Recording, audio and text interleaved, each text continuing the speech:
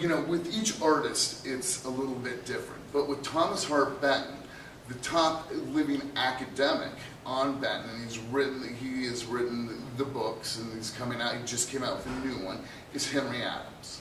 So, you know, and we, you know, because I do so much with Benton, you know, I work with Henry all the time, and we're friends, and if I get a new piece, I'll just send it off to Henry, and I won't give him any sort of, you know, I just say, what do you think about this? And it will be something, and if it's something that he's like, well, it looks good and so forth, but if there's any part of him that's not sure, you know, I will send it to him to have it, you know, and to have him look at it. If sometimes, you know, I've been in a situation where, you know, people have not let me send it, you know, take it and send it to the authority, and that's just when you step back from.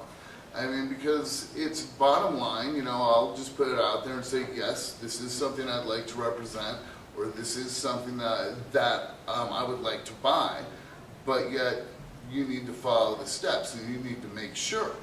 And you can't be tentative in walking away from something. Probably the Nebraska guy that's starting to be fake now is an artist named Dale Nichols. Well-known Nebraska artist.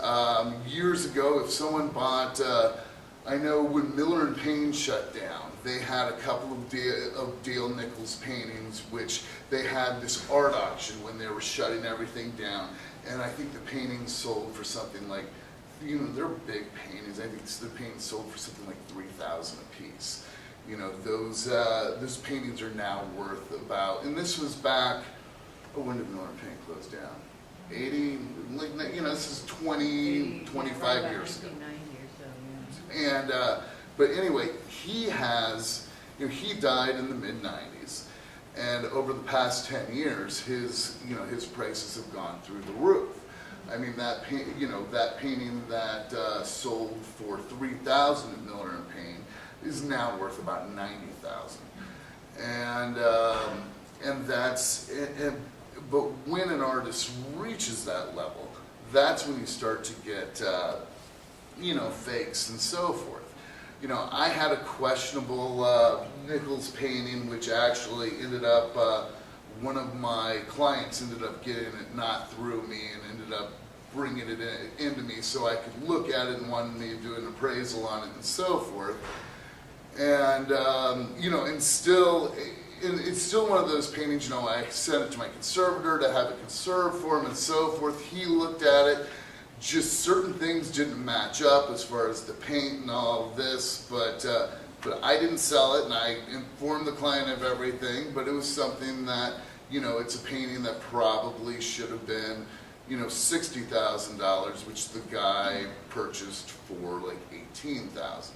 And then, you know, and initially when, you know, he brought it in and I looked at it, you're like, oh God, maybe I should have, you know, tried to get that or something. But but, and then I sent it to the painting conservator, and I felt a lot better because he said, look, but this paint doesn't represent any other type of paint that Nichols has used. And this is someone who has conserved numerous Nichols paintings spanning from the late 30s until the early 80s.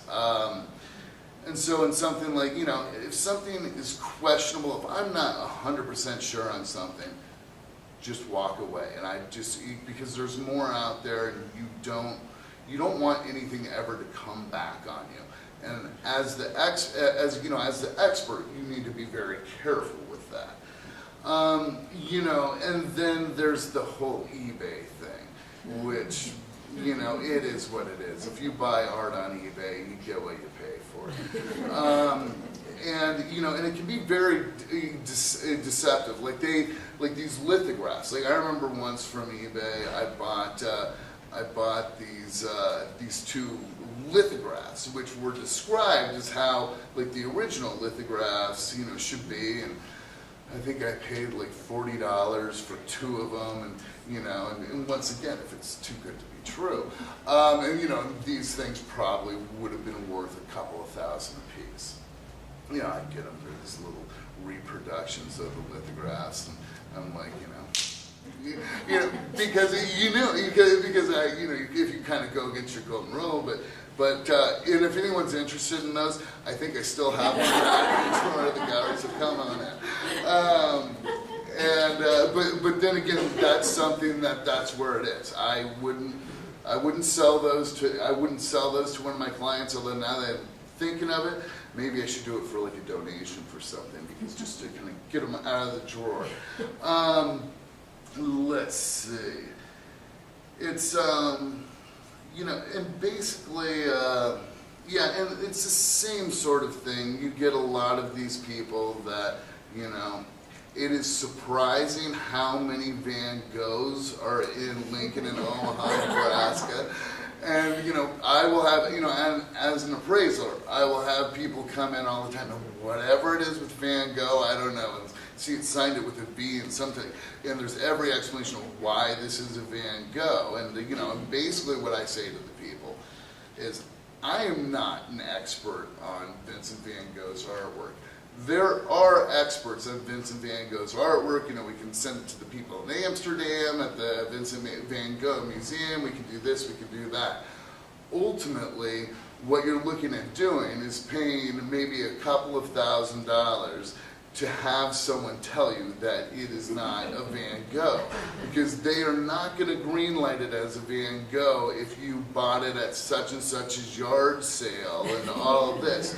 Because ultimately, before anyone is going to be willing to get behind a piece of artwork, you need to have a good provenance, and it needs to have a history. And it's not like